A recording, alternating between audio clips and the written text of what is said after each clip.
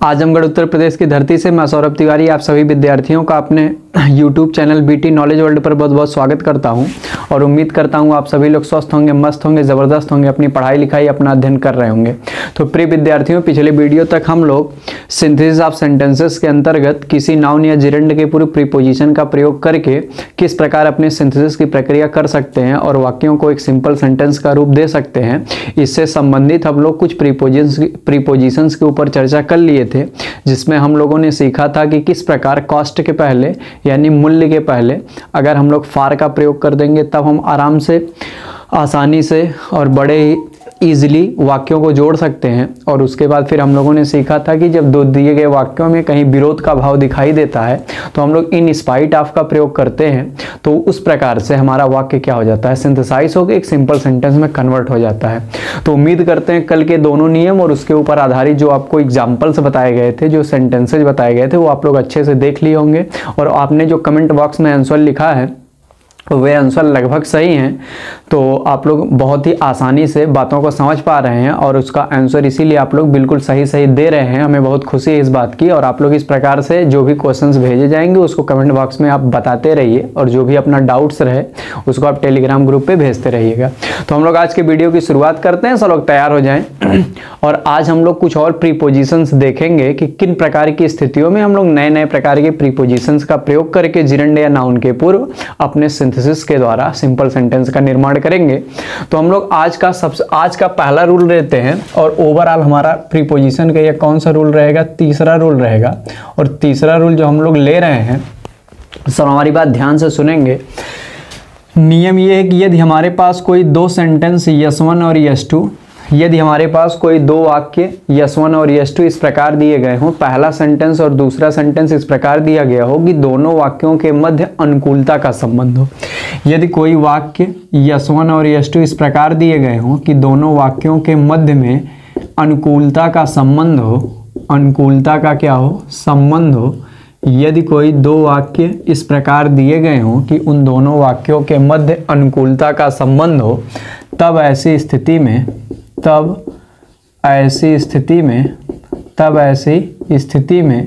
उन्हें आपस में जोड़कर एक सिंपल सेंटेंस बनाते समय एक सिंपल सेंटेंस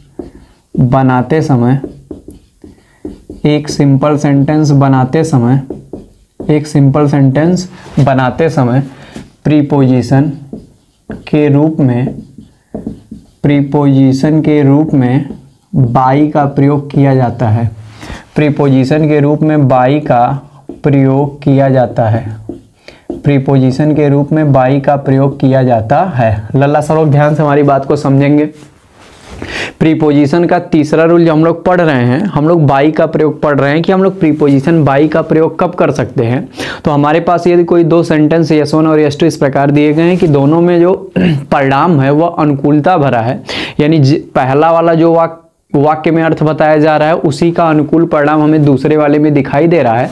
अनुकूलता का संबंध होने का मतलब है जिस प्रकार का कंडीशन हमको पहले में दिखाई दे रही है उसी कंडीशन के अनुरूप हमें दूसरे में क्या मिले, अपना रिजल्ट प्राप्त हो, हमारा परिणाम प्राप्त हो। तो हम ऐसी स्थिति में दोनों वाक्यों को अनुकूलता के संबंध में मानते हैं। और ऐसी स्थिति में जब हमें वाक्यों को जोड़ना होता है, सिंथेसाइज करना होता है, तो हम लोग किसका प्रयोग करते हैं, प्रीपोजिशन बाई का प्रयोग करते हैं। और फिर उसके बाद बाई का प्रयोग जब हम लोग कर लेंगे तो हम लोग जानते हैं यह प्रीपोजिशन का प्रयोग या तो जिरंड के पूर्व किया जाएगा या तो नाउन के पहले किया जाएगा। जो आवश्यक रहेगा वाक्य के अनुसार हम लोग जिरंड या नाउन लगा देंगे और उसके प्लस डॉट डॉट कर देंगे, फिर पहला पार्ट लिख देंगे, फिर कॉमा लगा देंगे और फिर दूसरे वाले पार्ट को, जो शेष पार्ट है दूसरे वाले सेंटेंस का, पूरा कंप्लीट हम लोग लिख देंगे अच्छे से और लास्ट में क्या लगा देंगे, फुल स्टॉप लगा देंगे।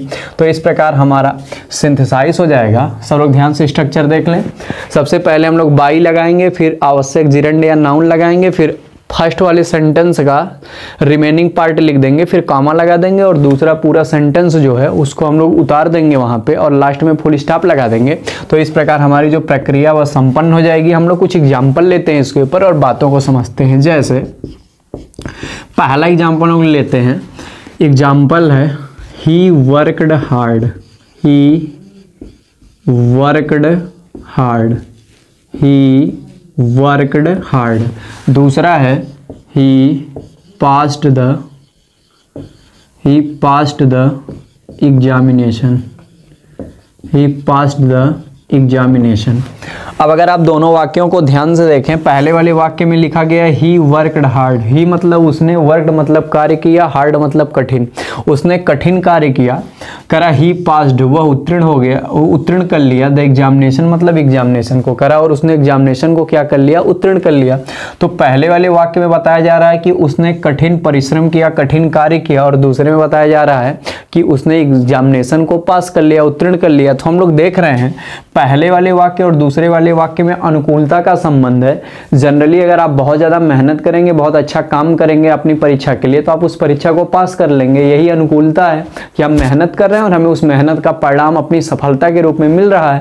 तो इस प्रकार दोनों वाक्यों में अनुकूलता का संबंध पाया जा रहा है। तो हम लोग जब इसको जोड़ के एक सिंपल सेंटेंस बनाएंगे, सबसे पहले बाई लिखेंगे और बाई के बाद हम लोग जिरंड का रूप देंगे तो हो जाएगा बाई, फिर जिरंड वाला फॉर्म हो जाएगा मेन वर्ब का first form plus ING, by working hard, फिर कॉमा लगा देंगे और दूसरा वाला वाक्य लिख देंगे he passed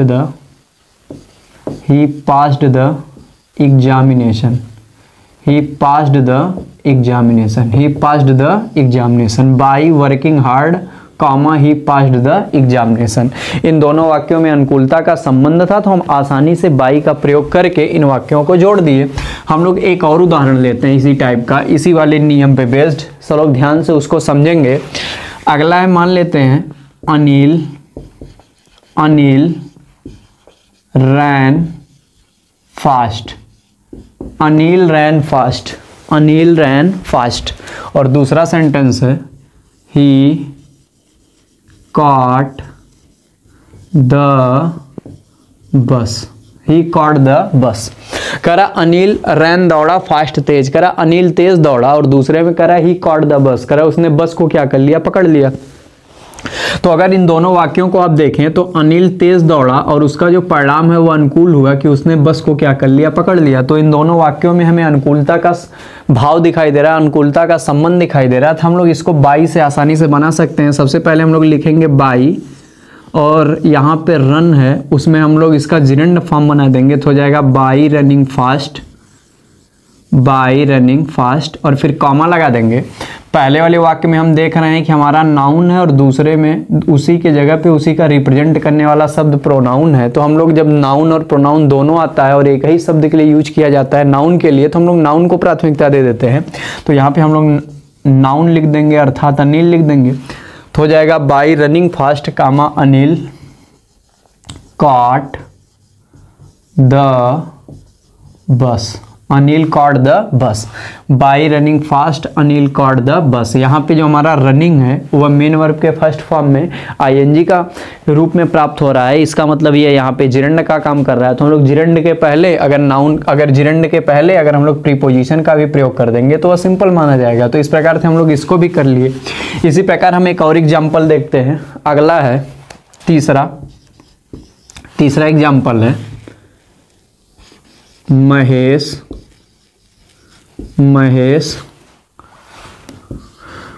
worked very hard, Mahesh worked very hard. और दूसरा है ही कंप्लीटेड हिज टास्क, ही completed his task. Mahesh worked very hard और अगला है ही कंप्लीटेड हिज टास्क। तो कह रहा महेश मीन्स महेश ने वर्ड कार्य किया, वेरी हार्ड मतलब बहुत कठिन, ही मतलब उसने कंप्लीटेड पूर्ण कर लिया, हिज टास्क कह रहा अपने टास्क को यानी अपना जो उसका गोल था, जो काम था उसको उसने क्या कर लिया, कंप्लीट कर लिया। तो कह रहा है कि महेश ने बहुत कठिन कार्य किया और उसने अपने टास्क को यानी जो भी उसका गोल था उसको क्या कर लिया, पूरा कर लिया। तो हम लोग यहाँ देख रहे हैं अनुकूलता का संबंध है कि उसने कठिन काम किया और उसने अपने टास्क को कंप्लीट कर लिया, अनुकूलता की बात है। सबसे पहले हम लोग बाई लिखेंगे, by working very hard, by working very hard. और फिर उसके बाद हम लोग लिख देंगे यहाँ पे महेश है तो महेश लिख देंगे Mahesh completed his task, Mahesh completed his task.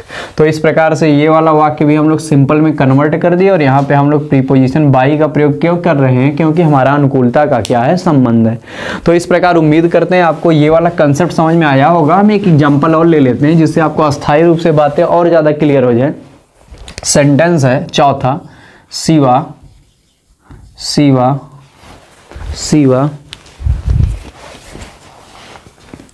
did his work with full determination।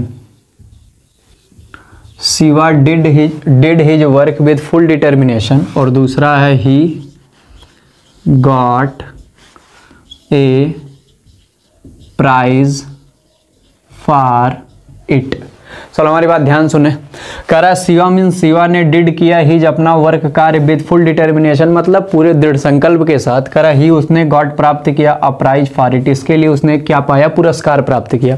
तो कह रहा है कि शिवा ने अपने काम को पूरे दृढ़ इच्छा शक्ति के साथ किया, पूरे मन से किया, पूरे दृढ़ संकल्प के साथ किया और इसके लिए उसने क्या किया, एक पुरस्कार प्राप्त किया। तो यहाँ अनुकूलता दिखाई दे रही है कि क्योंकि उसने पूरा मन लगा के अच्छे से काम किया और उसका परिणाम हुआ कि उसने इसके लिए क्या प्राप्त किया, एक प्राइज प्राप्त किया। तो हम लोग जब इसको बनाने जाएंगे तो सबसे पहले क्या लिखेंगे, by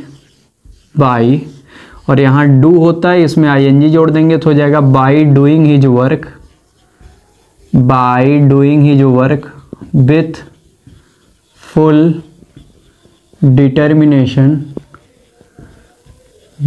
determination comma Shiva got a prize for it. तो उम्मीद करते हैं कि ये वाला नियम आपको अच्छे से समझ में आ गया होगा कि जब कोई भी दो वाक्य इस प्रकार दिए गए होते हैं, जब उसमें अनुकूलता दिखाई देती है तो हम लोग बाई का प्रयोग करके किस प्रकार से इस स्थिति में वाक्यों को जोड़ सकते हैं। हम आपको एक प्रैक्टिस के लिए क्वेश्चन दे रहे हैं, आप लोग इसको कमेंट बॉक्स में हमें करके बताइएगा कि इसका आंसर क्या होगा। सेंटेंस हमारा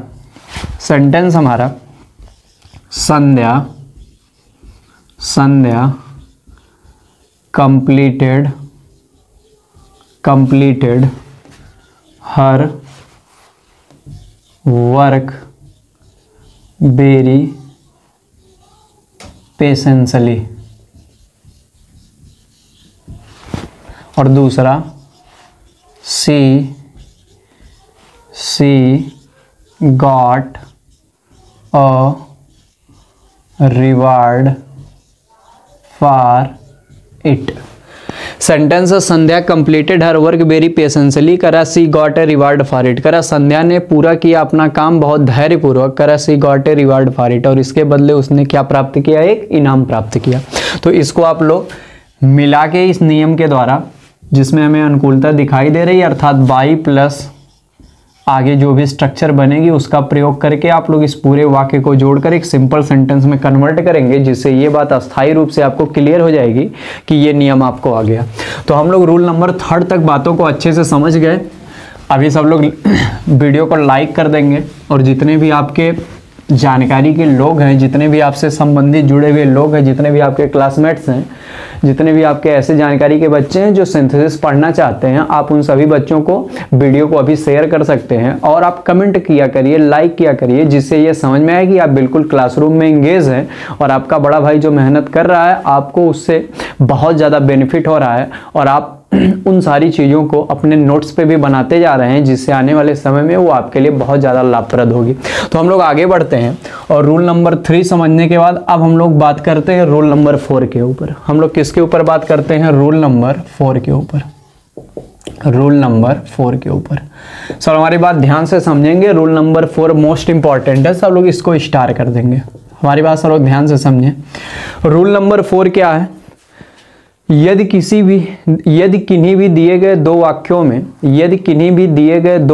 में हमें किसी व्यक्ति के बीमारी के बारे में पता चल रहा हो यदि किन्हीं दिए गए दो वाक्यों में हमें किसी भी व्यक्ति के बीमारी संबंधित तथ्यों का पता चल रहा हो और ऐसी बीमारी का पता चल रहा हो जिससे वह ग्रसित हो, यानी कुछ बीमारियां ऐसी होती है जिससे लोग कुछ समय के लिए परेशान रहते हैं, फिर उसके बाद उसकी दवा ले लेते हैं और वह ठीक हो जाते हैं।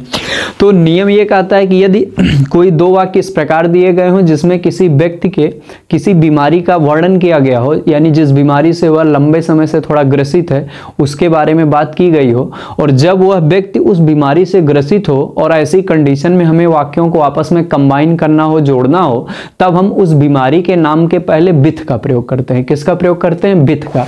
यानी जब कोई व्यक्ति किसी बीमारी से ग्रसित होता है तो उस बीमारी के नाम के पहले हम लोग अगर प्रीपोजिशन विथ का प्रयोग कर देते हैं तो हमारा दोनों वाक्य उस कंडीशन में क्या हो जाता है? सिंथेसाइज हो जाता है। लेकिन अगर किसी बीमारी के कारण अगर दो वाक्य इस प्रकार दिए गए हों कि जो हमें उसमें किसी बीमारी का उल्लेख तो मिले लेकिन उस बीमारी के कारण उस व्यक्ति की मृत्यु हो जाए, और जब मृत्यु हो जाएगी तब क्या करेंगे? उस बीमारी के नाम के पहले हम लोग प्रीपोजिशन ऑफ का प्रयोग कर देंगे। तो बीमारी से जब ग्रसित रहेगा तब उसके नाम के पहले, उस बीमारी के नाम के पहले हम लोग विथ का प्रयोग करेंगे, और जिस बीमारी के कारण व्यक्ति की मृत्यु हो जाएगी उस बीमारी के नाम के पहले हम लोग प्रीपोजिशन ऑफ का प्रयोग करते हैं। तो बीमारी से ग्रसित रहेगा केवल तो हम लोग विथ का प्रयोग करेंगे, जिस बीमारी के कारण उसकी मृत्यु हो जाएगी तो हम लोग उसके लिए किसका प्रयोग करेंगे? ऑफ का प्रयोग करेंगे। जनरली जो ऐसी घातक बीमारियां हैं जिससे व्यक्ति की मृत्यु हो जाती है,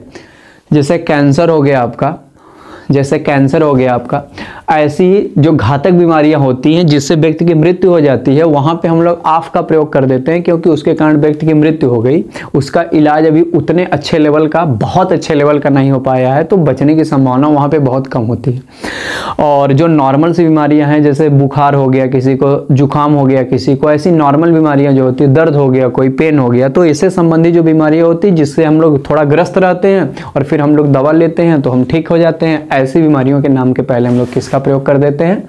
हम लोग प्रीपोजिशन विथ का प्रयोग कर देते हैं। चलो अपने कॉपी में लिख लेंगे, यदि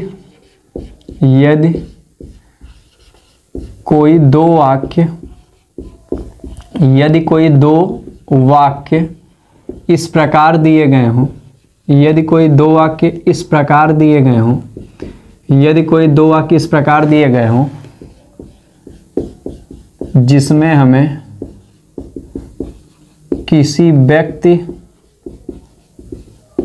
की बीमारी का पता चल रहा हो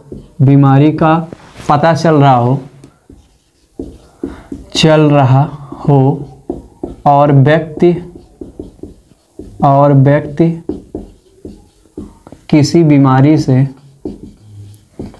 व्यक्ति किसी बीमारी से ग्रस्त हो, तब ऐसी स्थिति में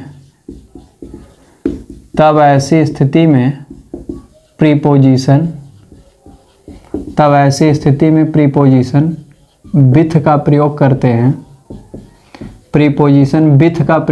हैं। और यदि किसी बीमारी के कारण व्यक्ति की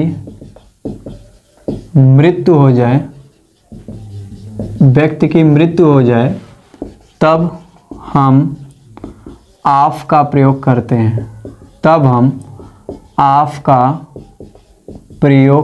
हैं। तो अगर किसी भी बीमारी के कारण हम ग्रस्त रहेंगे तो हम लोग प्रीपोजिशन विथ का प्रयोग करते हैं, और अगर बीमारी के कारण व्यक्ति की मृत्यु हो जाती है तो हम लोग प्रीपोजिशन ऑफ का प्रयोग करते हैं। उम्मीद करते हैं आपको ये वाला कंसेप्ट समझ में आ गया, आप लोगों ने कॉपी पे इसको अच्छे से नोट कर लिया होगा। अब हम लोग इस रूल के ऊपर एग्जाम्पल से देखते हैं जिससे हमारा पूरा कंसेप्ट क्या हो जाए, क्लियर हो जाए, और हमें इस तथ्य का अच्छे प्रकार से क्या हो जाए, ज्ञान हो जाए। सब लोग ध्यान से हमारी बातों को सुनेंगे। जैसे पहला एग्जाम्पल है, My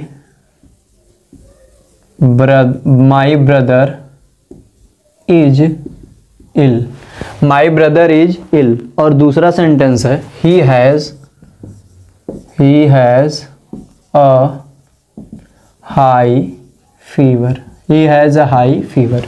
तो पहले वाले वाक्य में का मतलब हो गया माय ब्रदर, मेरा जो भाई है, इज इल मतलब बीमार है, करा he has a high fever, करा उसको एक उच्च क्या है, ज्वर है, उसको उच्च बुखार है, बहुत ज्यादा क्या है, बुखार है।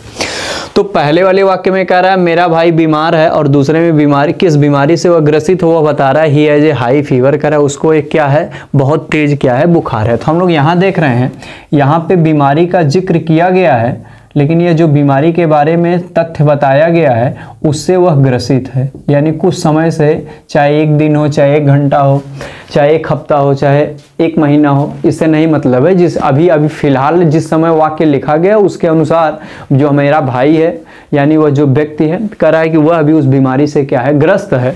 तो हम आपको अभी बताए, जब किसी बीमारी से तथ्य ये कहता है कि कोई ग्रसित होता है, तब उस कंडीशन में हम लोग किसका प्रयोग करते हैं, प्रीपोजिशन विथ का प्रयोग करते हैं। तो हम लोग लिखेंगे इसको, my brother is ill with, my brother is ill with a high fever, a high fever, a high fever. और यह विथ का प्रयोग किसके लिए किया गया है, फीवर के लिए किया गया, और फीवर अपने आप में क्या है, नाउन है। तो हम लोग अभी तक जो देख रहे थे वह जिरंड के पहले प्रीपोजिशन का प्रयोग करके देख रहे थे, और इस वाले सेंटेंस में हम लोग देख रहे हैं हम लोग किसके पहले प्रीपोजिशन का प्रयोग कर दिए, फीवर के पहले, अर्थात नाउन के पहले। तो हम चाहे नाउन के पहले प्रयोग कर दें प्रीपोजिशन का आवश्यकता अनुसार, चाहे जिरंड के पहले प्रयोग कर दें आवश्यकता अनुसार, यहाँ पे जिरंड नहीं बन सकता, इसलिए हम लोग नाउन के पहले प्रयोग करेंगे। तो यहाँ पे अर्थ हो गया my brother is ill with a high fever, यानी मेरा भाई एक उच्च ज्वर से क्या है, ग्रसित है या बीमार है। तो इस प्रकार उम्मीद करते हैं आपको ये वाला सेंटेंस समझ में आ गया होगा। हम लोग आगे बढ़ते हैं और एक और सेंटेंस लेते हैं। अगला सेंटेंस है द ओल्ड मैन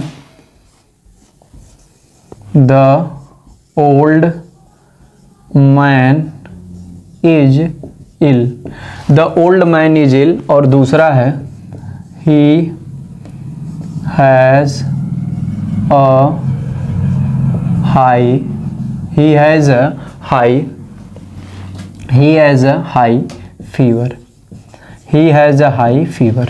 अगर इसको हमें बनाना हो बिल्कुल ऊपर वाले सेंटेंस की तरह भी आपको बताना चाहते हैं, जिससे आपको कंसेप्ट की क्लियरिटी हो, तो कह रहा द ओल्ड मैन, जो बूढ़ा व्यक्ति है, इज इल, बीमार है, कह रहा he has a high fever, कह रहा उसको क्या है, एक उच्च क्या है, ज्वर है, बुखार है। अगर इसको हम लोग इसी तरह बनाना चाहें तो क्या हो जाएगा, the old man is ill with a high fever. तो कह रहा जो बूढ़ा व्यक्ति है, कह रहा वह एक उच्च ज्वर से क्या है, पीड़ित है या ग्रस्त है या बीमार है। तीसरा हम लोग लेते हैं, तीसरा सेंटेंस है देव is ill, Dev is ill, और दूसरा है he has a cold, he has a cold. तो कह रहा देव इज इल, कह रहा देव बीमार, ही हैज ए कोल्ड मतलब उसको क्या हुई है, कह रहा सर्दी हुई है। तो यहाँ पे अगर जुकाम हुआ है आप ये भी कह सकते हैं, तो यहाँ हो जाएगा क्या, Dev is ill with a cold. तो यहाँ पे आप लोग देख रहे हैं कि जब किसी बीमारी से कोई ग्रसित रहता है तो हम लोग केवल क्या करते हैं, वहाँ पे विथ का प्रयोग करके जोड़ देते हैं। और एक्चुअली जब किसी बीमारी की बात होती है तो बीमारी का नाम यानी डिसीज का नाम अपने आप में क्या होता है, एक नाउन होता है। तो उसी नाउन के ठीक पहले जो अगर उसकी विशेषता बताने वाले होते हैं, आर्टिकल या कोई एडजेक्टिव, उसको छोड़ के उसका जो प्रयोग किया जाता है प्रीपोजिशन का, वो एक्चुअली किसके लिए किया जाता है, किसी नाउन के पहले ही किया जाता है, क्योंकि नाउन की तरफ वह संबंध दिखाता है। इसीलिए हम लोग इन तीनों सेंटेंसेस द्वारा जान पाए कि अगर कोई व्यक्ति किसी बीमारी से ग्रसित रहेगा तो हम आसानी से उसी बीमारी के नाम के पहले विथ का प्रयोग करके हम लोग उसको आसानी से सिंथेसाइज करके एक सिंपल सेंटेंस में कन्वर्ट कर लेंगे। हम लोग एक ऐसा एग्जांपल लेते हैं जिसमें व्यक्ति की मृत्यु हो जाए। जैसा सेंटेंस है, आप चौथे सेंटेंस को ध्यान से देखेंगे, सेंटेंस है रामू हैज a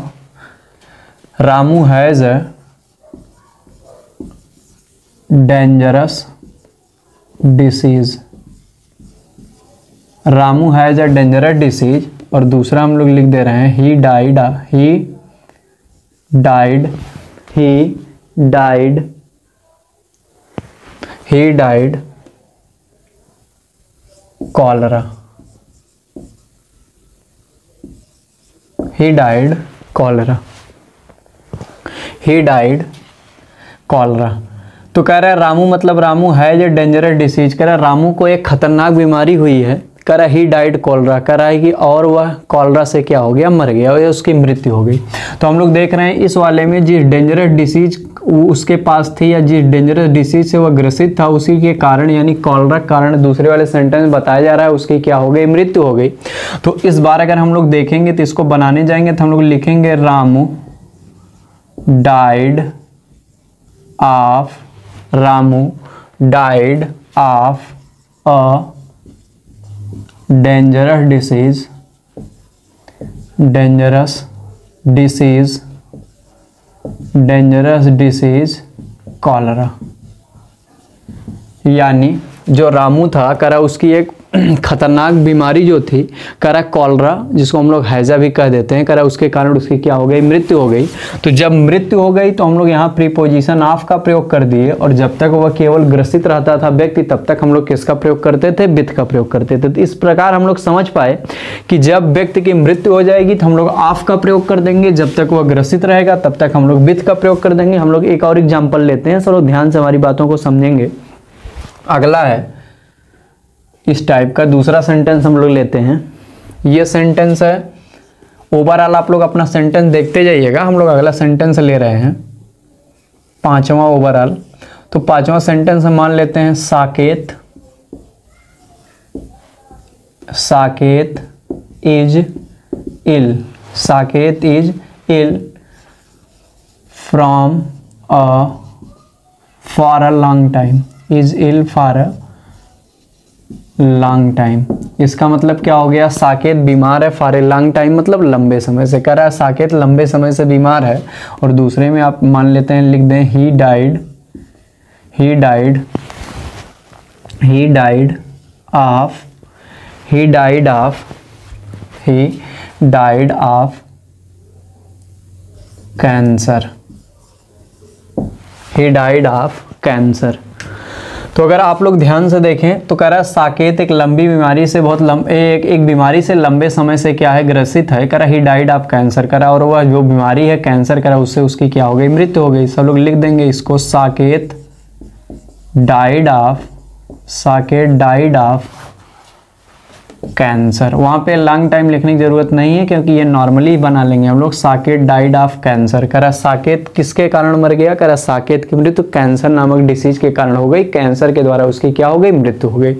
तो इस प्रकार उम्मीद करते हैं आपको ये वाला सेंटेंस समझ में आया होगा। तो इस प्रकार हमें अगर ऐसे वाक्य मिलेंगे जहाँ पे हमें बीमारी के कारण व्यक्ति की मृत्यु दिखाई देगी तो हम लोग ऑफ का प्रयोग कर देंगे, ग्रसित रहेगा तो हम लोग किसका प्रयोग कर देंगे, विथ का प्रयोग कर देंगे। हमारे लिए बड़ा ही कॉमन है, बड़ा ही आसान है। तो उम्मीद करते हैं आपको ये वाला सेंटेंस भी समझ में आ गया होगा। सब लोग एक प्रैक्टिस के लिए इस नियम पे क्वेश्चन लिख लें, सब लोग इसको करके हमें दिखाएंगे। जैसे सेंटेंस है अनमोल, अनमोल इज इल, और दूसरा है he is suffering from, he is suffering from, he is suffering from, suffering from headache, headache, suffering from headache। और एक और सेंटेंस आप लोग बना के हमें कमेंट बॉक्स में इन दोनों का आंसर दिखाएंगे। अगला सेंटेंस है आरती is ill from a long time, from a long time, और दूसरा लिख देंगे she has died, she has died, she has died of malaria। तो आप लेकिन दोनों वाक्यों का हमें आंसर बताएंगे। पहला Anmol is ill, he is suffering from headache, और दूसरा Aarti is ill from a long time he had died of malaria.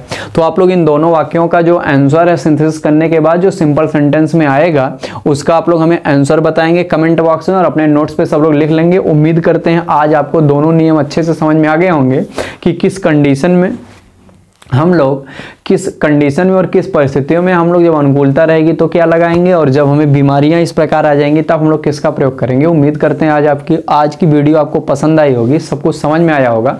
हम लोग जब आगे नेक्स्ट वीडियो में मिलेंगे तो हम लोग इसी से आगे कंसेप्ट को बढ़ाएंगे और आगे कुछ और प्रीपोजिशन हम लोग लेंगे, कुछ स्थितियाँ लेंगे जिसके द्वारा हम लोग वाक्यों को जोड़ेंगे। तो आप लोग शानदार तरीके से पढ़ते रहिए, मेहनत करते रहिए, नोट्स बनाते रहिए और जहाँ पे भी आपको डाउट या दिक्कत आ रही हो आप कमेंट बॉक्स में हमसे पूछ सकते हैं, या अन्यत्र भी कोई बात रहे जो आपको पढ़ाई संबंधी पूछना है तो आप लोग या तो कमेंट बॉक्स के माध्यम से हमसे पूछ सकते हैं या तो हमारे टेलीग्राम ग्रुप पे आप भेज सकते हैं। तो आपको जहाँ पे भी दिक्कत आएगी आप अच्छे से, आसानी से, जो भी आपको लगेगा कि हमें ये सर से पूछना चाहिए आप आसानी से पूछ सकते हैं, हम उसका उत्तर देने का भरसक प्रयास करेंगे। तो हम लोग मिलते हैं नेक्स्ट वीडियो में।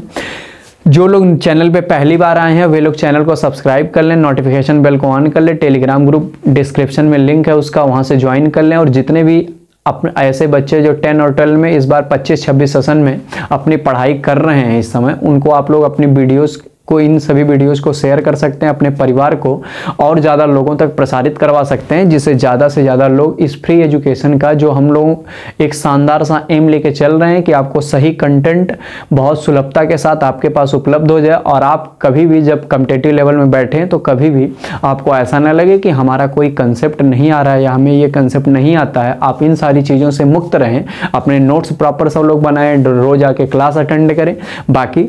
और अगर आप नियमित रूप से अपना रिवीजन करते रहेंगे तो आपको कोई दिक्कत नहीं होगा। तो हम लोग मिलते हैं नेक्स्ट वीडियो में इसी कंसेप्ट को आगे बढ़ाते हुए कुछ नए प्रीपोजिशंस और नियम्स और उनके उदाहरण के साथ। तो हम लोग तब तक के लिए आप लोगों से मिलेंगे नेक्स्ट वीडियो में। तब तक के लिए आप लोगों का बहुत बहुत धन्यवाद।